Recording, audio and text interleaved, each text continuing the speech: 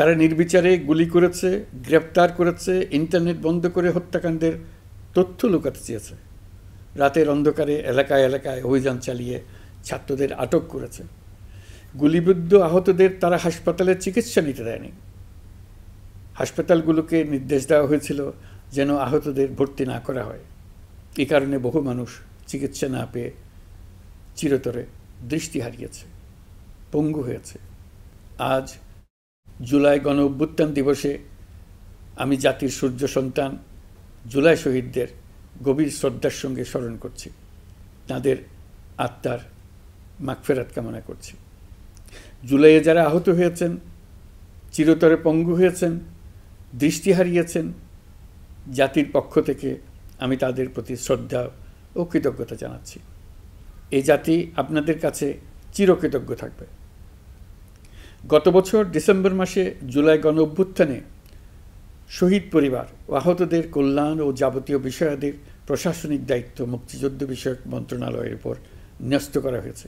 এখন পর্যন্ত 836টি শহীদ পরিবারের মধ্যে 775টি শহীদ পরিবারকে মোট 98,40,00,000 টাকার সঞ্চয়পত্র ও মাসিক ভাতা বাবদ ব্যাংক চেক দেওয়া হয়েছে। অবশিষ্ট যারা আছেন তাদেরও কয়েকটি বিষয় নিষ্পত্তি সাপেক্ষে সঞ্চয়পত্র দেওয়ার প্রক্রিয়া চলছে।